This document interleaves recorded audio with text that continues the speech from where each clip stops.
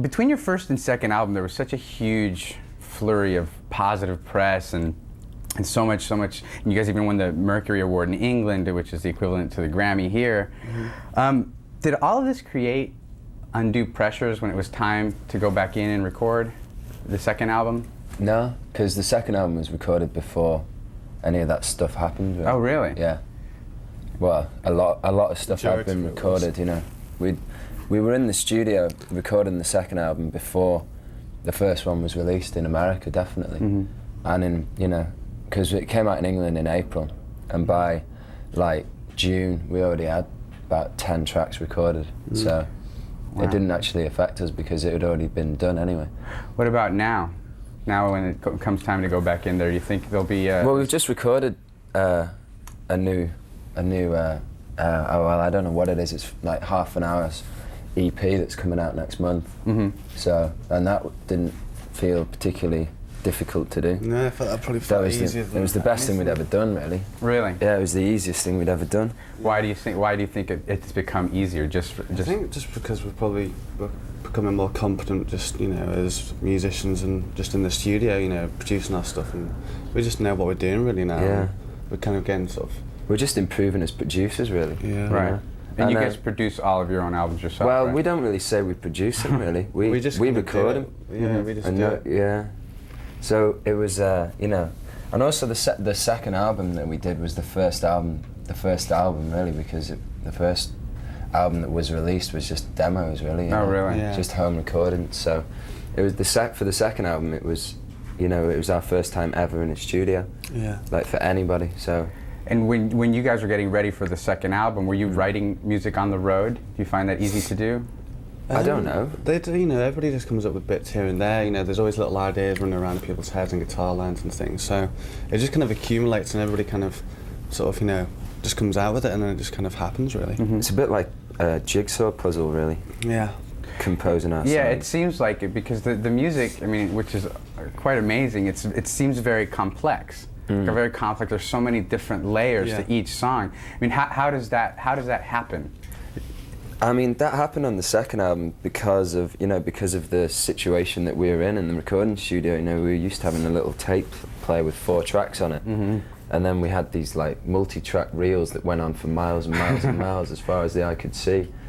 So we were just filling up everything. We'd start from here and just keep going until we ran out of tape.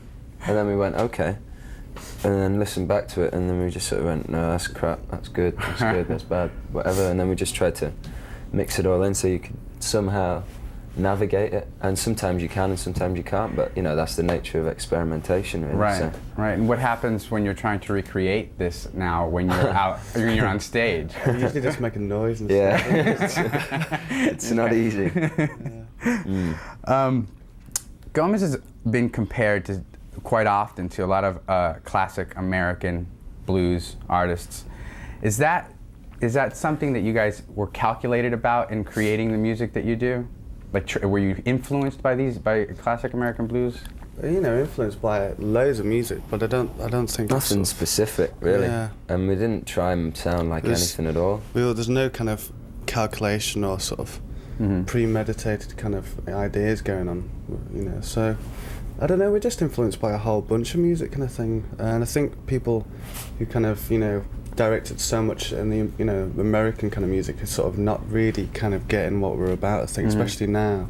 So yeah, it's odd because we don't know what the songs really sound like, because we're not like that bothered. You know what I mean? It doesn't matter if it sounds American or Spanish or from Tibet. That makes no difference to us at all, because we're just recording it, and try and make it sound interesting. So whatever it takes to make it sound interesting, we'll do it. Well, another unique element of the band is the way the vocals are shared between Ian, Ben, and Tom, right? Yeah. How does that process work? How do you decide who does which element of the song vocally?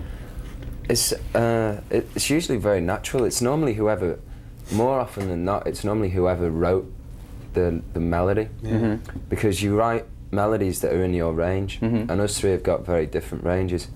I mean, there's a lot of exceptions to that where, you know, somebody else might be more suitable. yeah, somebody's more suitable to stuff, and we've never had any sort of difficulty at all, you know. Like, some people wonder if, you know, we kind of like, well, I'm singing this one, you know, and nobody else is, but Right. it's never in, No, you know, I mean, like we've recorded like probably around 100 songs now, Right. and it's never happened, you know. It's happened once where, you know, somebody was down to sing something and then they couldn't do it on the day, so somebody else would do it. Oh wow. But that's about it, really. Do any other does any kind of conflict come into play when you guys are writing music together?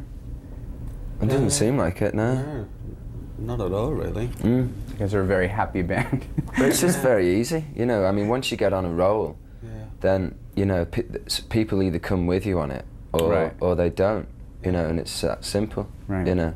If you're If they're in not rolling with that particular song, then they'll be yeah, doing something they else. just go and or play table playing- tennis. Yeah. Right. You know what I mean? Right. If you're not into a particular song, then you just leave it and let whoever is into it carry on. Yeah.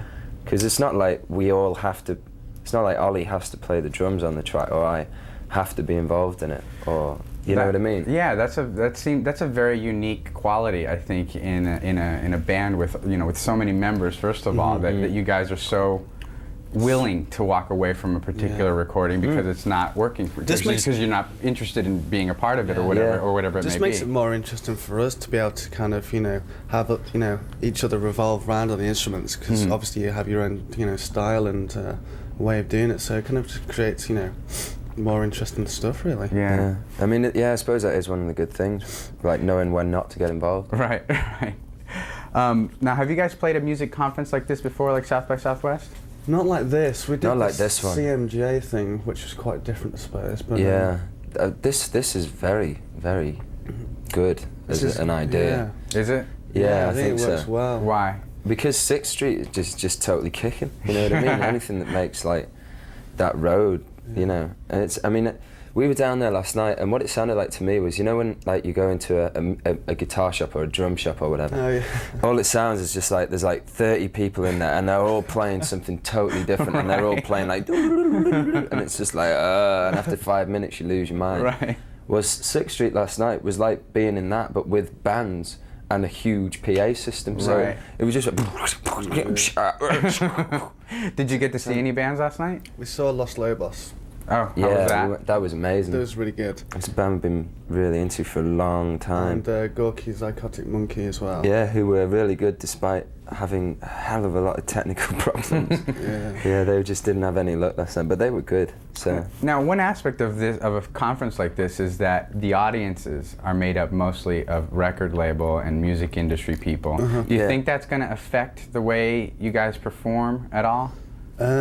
I don't think it'll affect us. you don't really notice, really, to be honest. The only time you ever notice is when, you know, people are talking over the quiet songs. That's Right. You know, that kind of gets a bit annoying, you know.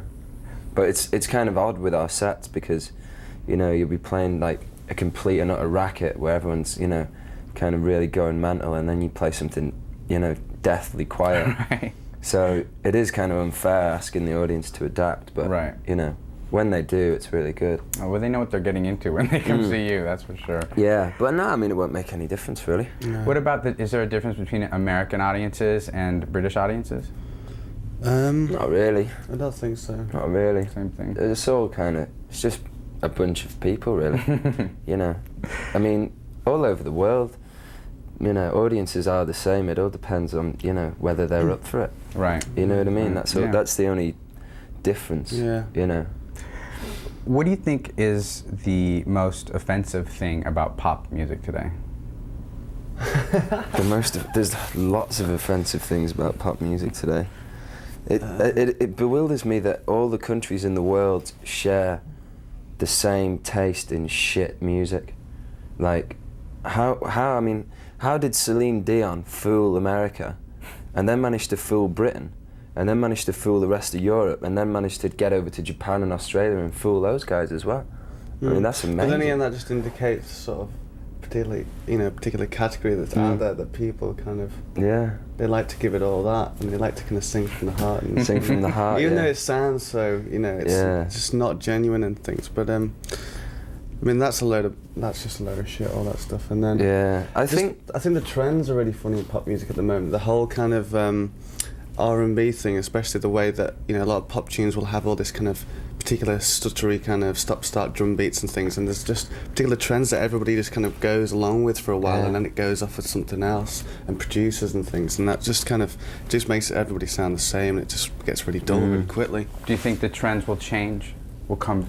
Oh yeah, things always keep moving. Especially in pop music. Yeah. Pop music trends are really fast, and they don't last very long, I think. Yeah, I think one of the worst things about it is categorization at the moment, because it's, you know, it's really strange. I mean, it's especially strange in America with like the way that people put things on the radio. You know, it's like, it's almost like you could have a radio station called soft rock in the key of E, you know what I mean? It's like, if you find any other key other than E offensive, you can find a radio station that sort of tunes into that. So there's never any like experimentation like on the radio. You know what you're going to get if you turn on classic rock, which is the only channel worth bothering with, because, you know, at least you're going to like not get as many adverts or something, you know.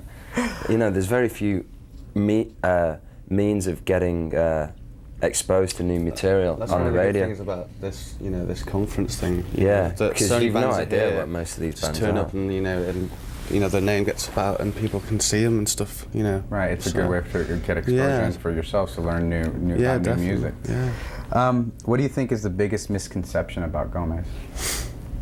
I don't know really. Probably that we're trying to sound like something. that people think we know what we're doing. That we've got this kind of idea that's kind of this grandiose kind of idea, or we've thought about it. Yeah. When we just do things, just. Or maybe when people think we're trying to recreate sounds from the past, that doesn't make any sense. Yeah. Because our records don't sound anything like records that were made in the 60s or 70s. They don't sound like anything anywhere. So, you know, when people say, "Oh, you know, are you trying to recreate the 60s?" It's like, no. Like, I was 2 years old then. I don't know what the 60s are like. Yeah. Oh yeah, they had these kind of drum machines in the 60s, didn't they? So what's next after South by Southwest for Gomez? New Orleans tomorrow night. House of Blues. House of Blues tomorrow night, yeah. And then going home for a bit.